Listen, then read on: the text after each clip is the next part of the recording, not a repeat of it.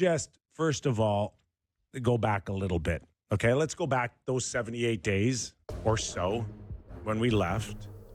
And the feeling was for both of you, what? On Connor McDavid. I mean, they had gone to back-to-back Stanley Cup finals. Leon re-signed. Everything pointed to re-sign. We didn't necessarily feel like it could have happened July 1st, but we felt between July 1st and at some point over the summer, late July, August, that something was going to get done. Yeah. We're all on the same boat there? I thought that there was simply no shot that we come in for our first show of Real Kipper and Born and that he is unsigned. I thought there's no possibility of that happening. That's how I felt. And then what, about 3 weeks ago, he kind of dropped the first hint that I'm going to take my time. And then obviously Elliot and Kyle with their 32 Thoughts caught up to him last week. And then he really put the message out that nothing's going to happen for the next little while. Just kind of... So he just wants to see how things are going to go. He just wants a sec to... Where are we at here? Take stock of things, see what the team looks like, what the team's going to do. I just think that's a load of crap. I do. You do? Listen, I'm not saying that I'm not suggesting he's full of crap. Like, I'm not suggesting that. What I'm suggesting is that what is it that he needs to see? Mm-hmm. What is it that's going to happen? What is that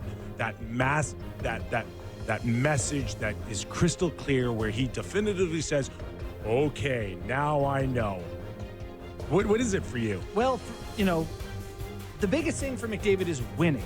He has won many Hart trophies now. I think 3 and Lindsay's, and they've won, they've been to the finals, the all-star teams. That's winning. I know, but he hasn't won the Stanley Cup. And so he wants to know that he has a chance to win the Stanley Cup. But he does. He's done it for 2 years in a row. This year he does, for sure. He did it last year. He had a chance to win it last year, and he had a chance to win it the year before. Sure. But who are the young guys in that lineup who are going to push them over the hump in the coming year? So what you're telling me now, then, is if he wins the Stanley Cup, he resigns, and if he doesn't, he leaves. That's what's going to happen? No. Okay, then we're back to square one. Yeah. What is it that he needs to see? I think they need some influx of other players, a couple of guys that make him go, we've got a core. It's not just me and Leon. Okay, so when does he see that? November, December, February, like what? Hyman's still on a 35, 40 goals pace, but that's 50 goal pace. Hyman's older. But they've done it for 2 years now. Yeah. Just assume that Hyman's going to be great again and Leon's going to be great again. And so where are you? What do you need? Yeah, I don't know. I don't know exactly what it is. I think it's... Answer it. What does he need? I have been asking these very questions since the first Hockey Canada presser where he came out and was kind of wishy-washy with Sam Reinhart sitting beside him being like, well, this is kind of my fault. But there's no negotiation involved. That's what I keep coming back to. 100%. Edmonton's like, tell us. It's like, whatever you're willing to put pen to paper for, we will do it. So it's not money. And even Bowman said that himself. It's not about money. And it's going to be a feeling. He said... Be a feeling. I mean, he said to Elliot and to Kyle that, we have everybody here. I mean, he's not going to be like, yeah, we need a goalie. Stu Skinner's no good. Like, he's not going to say that in a public forum or whatever. But the goalie sticks out. Yep, that's a great one. That's, to me, where you're going into this season with Stu Skinner and Pickard still, right? That's the pairing. Last I checked. I checked. Like, I'm checking here. I do think that's probably not going to change, but that's something he's looking at. Like, are they good enough to win with him? Like, I'm coming up with reasons. You're looking at me funny, Kipper, but I don't know. I am looking at you funny. I have no idea what it is. So hold on, though. No. Let me turn the shot.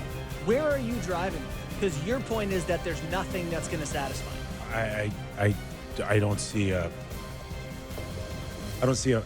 an answer for the method to where he's going right now. So you don't think he's going to sign at all?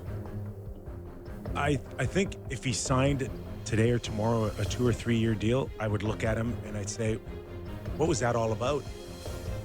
what did that accomplish? What did that, like, why did you put everybody on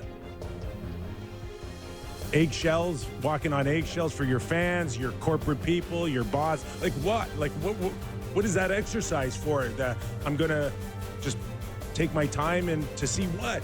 What do you need to see? So, okay, goalie. So Skinner, Pickard go to what? Christmas, January, February. They're still a top team in the Western Conference. They still look like they could challenge for a Stanley Cup. So you're okay, you're not okay, you sign, you don't sign. But if they trade for a great young goalie, then he's like, all right. Let's just say they trade for Saros. Yeah. Now you're going to sign? Is that it? So, like, hey, okay, all right. No. So is that the answer? So I trade for a goalie and I sign. Don't trade for a goalie, I don't sign. Here's what I think. I think if you watch the NBA for years, you see LeBron James sign one-year contracts over the prime of his career. He's made a ton of money. Not about that. It's saying to the organization every year, the pressure is on you to keep us a contender.